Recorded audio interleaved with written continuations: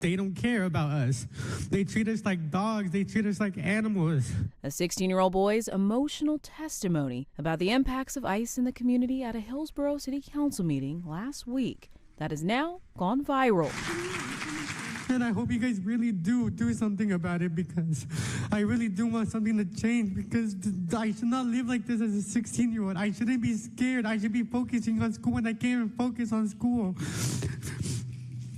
Manny Chavez says he didn't prepare, and he never knew his words would go so far. But he knew he had to speak up. It's not just about me. What I spoke is not for me. It's for my community. It's for all colored people. It's all for my Hispanic culture. Since the meeting, Chavez has started a fundraiser to create a Hillsborough Immigration Support Fund, which he says will support families impacted by the increased ICE arrest in the area with financial and legal help. If I was put in a situation where my family, anyone in my family needed help, I would want people to come and help me. So knowing that I could be there for someone else that's dad or mom is going through a lot and is a main provider, I'm glad that I could be there for them and give them anything that would help. And in just 4 days, the fundraiser is nearly at its goal of $26,000. To me, it's really shocking. I've never seen that type of money in my life. So knowing that a bunch of people have donated their hard-earned money to help me support other people is crazy to me. Even though he is only 16 years old and in high school, Chavez says this has given him a new passion and purpose. I feel like this is something I would want to do after school. Instead of go to college or something like that, this feels like it was kind of meant for me, so I really do want to keep doing this. Chaos in Little Village as a neighborhood resists federal agents and their Operation Midway Blitz. An angry crowd gathers after federal officers allegedly detain a young woman near 26 in Kedzie.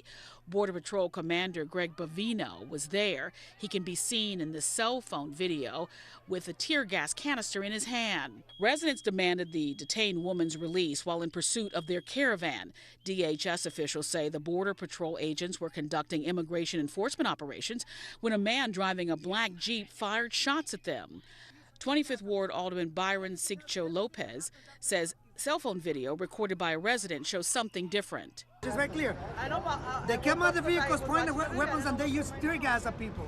Moments later, a Chicago police officer who had been called to the intersection for crowd control was hit by a car. He was taken to an area hospital. CPD has not updated his condition. More chaos ensues when residents say CPB agents used tear gas to take another person into custody near 26th and Pulaski, all under the watchful eye of the agency's helicopter. It's just been terrible to see what ICE is doing to our communities. We're scared for our neighbors. We're scared for our friends.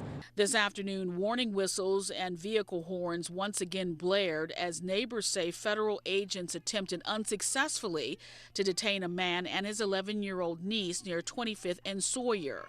Tensions flared after CPD once again was called for crowd control when federal agents left after claiming a vehicle rammed their SUV.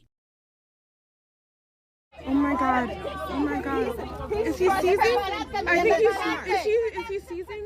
Video obtained by CNN shows a man apparently having a medical episode during an immigration and customs enforcement arrest. The incident happened when ICE officers were detaining a woman identified by the Department of Homeland Security as Juliana Malena Ojeda Montoya. The Department of Homeland Security said in a statement she's an undocumented immigrant from Ecuador who in August allegedly, quote, repeatedly stabbed her co-worker with scissors and then threw a trash can at her victim. She was in an SUV with her husband, Carlos Sebastian Zapata, and their daughter when ICE stopped them.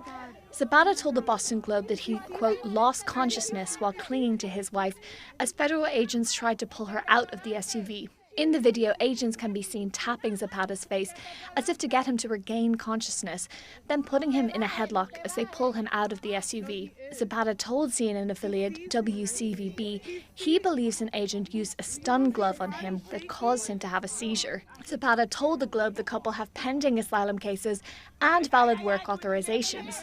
He said they crossed unlawfully into the US a few years ago and later turned themselves into immigration authorities and applied for asylum.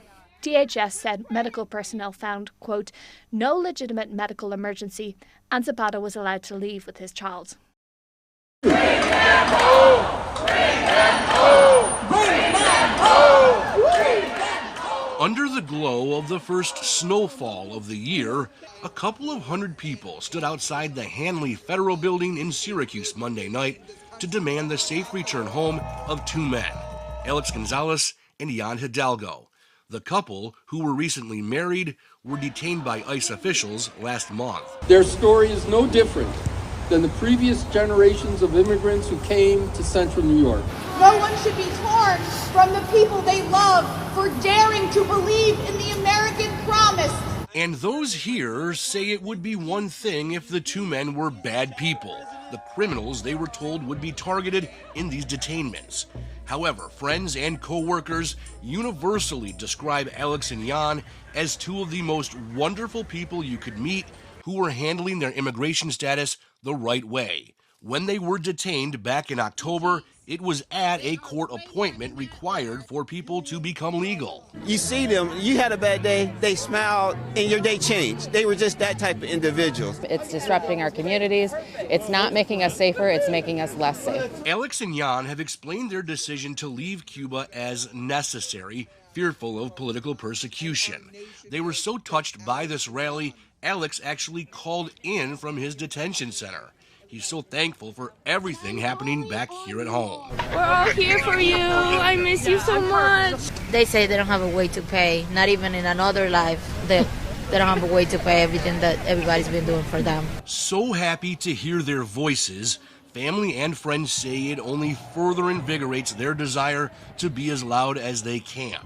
For Alex and Jan, and for everyone else, they say, going through this. They work, they're contributing to our society, to our economy, and this is wrong.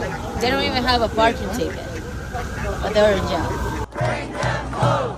Bring them home! Bring them home! It's a fight they say they will never give up on, even when Alex and Jan get home, because there are so many others out there who need their support, their voice, their help.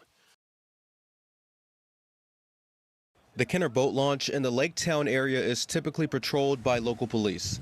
But volunteer activist for Unión Migrante, Rachel Tabor, now fears for people's safety in the area following an ICE raid where more than a dozen people were detained Friday. People are traumatized. Their loved ones who've been here working for years with no criminal record are now in ICE detention. ICE confirmed to WWL that 13 people are in custody. A spokesperson said one person in custody has a removal order issued by an immigration judge and another was previously removed from the U.S. Saturday, Kenner Police Chief Keith Conley explained why his office collaborated with state police and federal agencies to launch the joint operation that was in effect for at least 2 months. We've always had complaints out there, nuisance crimes. It starts off small, everything from traffic to litter to loitering to loud music. And then, we go out there and we police it and we make a presence. But it seems like the activity was escalating into just lawlessness. And when asked why he included ICE in the operation, we brought them in because we knew there was going to be a large amount of Hispanics out there. We have had ICE assist us with some gang activity or some gang affiliations that come through the city. Tabor says the collaboration with ICE is unfair. They racially profile people. They're calling people criminals that have minor sound infractions. They're literally picking up anyone that looks Hispanic and turning them over to ICE. We asked a spokesperson from ICE if any of the people in custody were going through the legal process of obtaining a visa or permanent legal status. Her response was, quote, "Not that I'm aware of," unquote. Chief Conley denied claims that his officers are racially profiling people within the city. I can assure you they're not, but if they have a complaint, they're more than welcome to contact our Internal Affairs, Department of Justice, FBI. We're an open book. Reporting in Kenner, Winston Reed, WWL, Louisiana.